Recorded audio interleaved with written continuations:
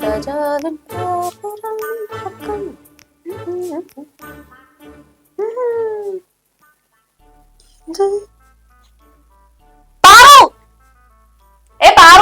എന്താ ബോസേ ഈ T V കാണാൻ പോലും മനുഷ്യൻ സമ്മതിക്കില്ല. എന്താ ഇത് തേങ്ങയടി കാണിച്ചിരിക്കുന്ന ഞാൻ ഇപ്പഴും നിന്റെ അടുത്ത് പറഞ്ഞു മേലെ സീരിയലാണ് ഇത്. എന്ത് തേങ്ങയടി സീരിയൽ എന്ത് തേങ്ങ കാണിച്ചിട്ട് നോക്ക് നോക്ക് നോക്ക് നോക്ക് നോക്ക്.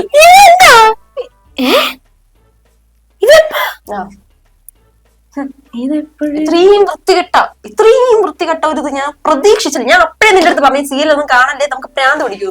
എന്താ ഇപ്പൊ കുഴപ്പം? എന്താ കുഴപ്പം? സ്വന്തം അമ്മയെ പോലീസിൽ അറസ്റ്റ് ചെയ്യാൻ ആരെങ്കിലും പറയോടി? എന്ത് സീരിയലാണ് ഈ ചന്ദ്രികയിൽ അലിയുന്ന ആരാ ചന്ദ്രൻ? അല്ല ബോസ്, ഞാനും അത് കണ്ടത്, എനിക്ക് സങ്കടം വന്നു കണ്ടപ്പോ. എന്ത് സംഭവം? പ്രൊമോ മാത്രമേ ഞാൻ കണ്ടുള്ളൂ. അല്ല ബോസേ, ഇത്രയും നാള് ഗൗതമിന് അറിഞ്ഞുകൂടായിരുന്നല്ലോ ഗൗരി തന്റെ മകളാണെന്നുള്ള കാര്യം. ഇപ്പൊ നിർമ്മല് പറഞ്ഞിട്ട് ഗൗതം സത്യം അറിഞ്ഞു. നന്ദയുടെ കയ്യിൽ നിന്നും കൊച്ചിനെ പിടിച്ചോണ്ട് വന്നു. അപ്പൊ നന്ദ തടഞ്ഞു. അപ്പൊ ഗൗതം പറഞ്ഞു ഞാൻ എന്റെ കുഞ്ഞിനെ കൊണ്ടുപോകും. അങ്ങനെ അവര് തമ്മിൽ വഴക്കായി.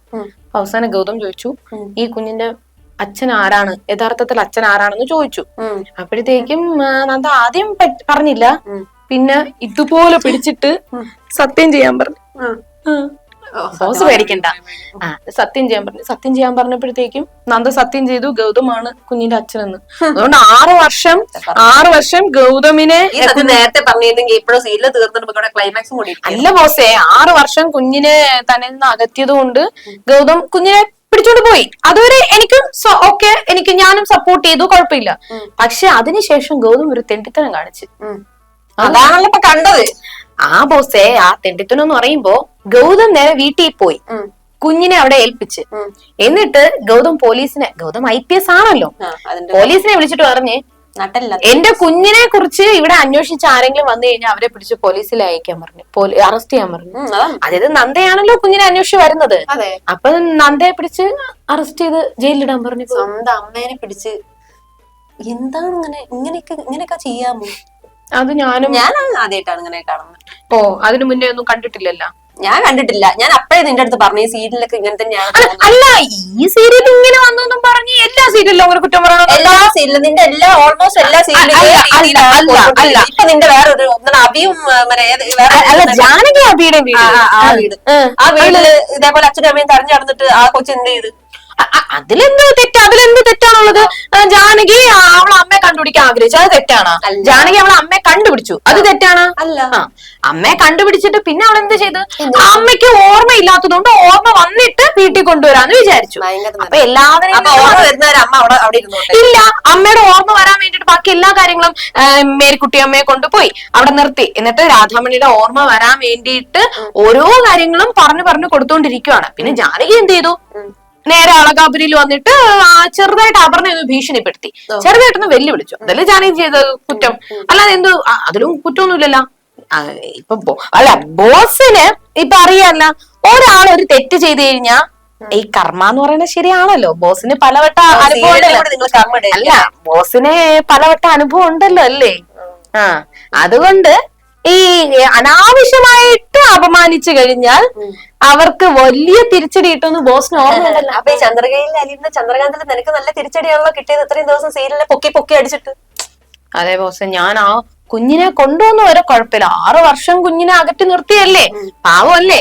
മരിച്ചെന്ന് പറഞ്ഞ വേറൊരാളെ കല്യാണം കഴിക്കാൻ പോകേണ്ട അവരാവശ്യം ഉണ്ടായിരുന്നു.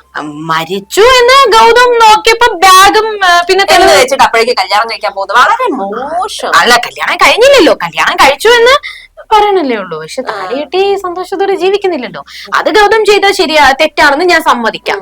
പക്ഷെ നടക്കുന്നതെല്ലാം അല്ല, ഇപ്പം ഗൗതം ചെയ്തത് തെറ്റാണെന്ന് എനിക്ക് തോന്നിയത് നന്ദയെ പിടിച്ച് അറസ്റ്റ് ചെയ്തിടാൻ പറഞ്ഞില്ലേ? നന്ദ ഇത് തെറ്റാ ചെയ്തേ, ഗൗതം മറ്റൊരു കല്യാണം കഴിച്ചു എന്ന് പറഞ്ഞതാണോ തെറ്റ്? നന്ദ തന്റെ കുഞ്ഞിനെ സംരക്ഷിച്ചതാണോ തെറ്റ്? പക്ഷെ ജയിലിൽ പിടിച്ചിടാൻ പറഞ്ഞത് ഒട്ടും മോശമായിട്ടുള്ള കാര്യമായിരുന്നു. അത് ഞാൻ ബോസിനെ സപ്പോർട്ട്. ഞാൻ സിനിമയെ പൊക്കി പറയുന്നത്. ഒരു കാര്യമല്ലേ ഉണ്ടായുള്ളൂ. നന്ദയെ അറസ്റ്റ് ചെയ്യാൻ പറഞ്ഞ ഒരു കാര്യമല്ലേ ഉള്ളൂ.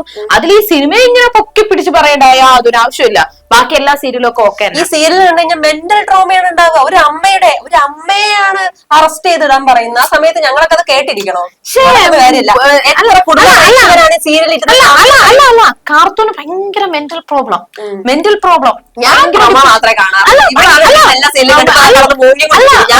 അല്ല ഇപ്പൊ കാർത്തു പറയല്ലേ ഭയങ്കര ഡിപ്രഷൻ. സീരിയൽ കണ്ടു കഴിഞ്ഞാൽ ഡിപ്രഷൻ.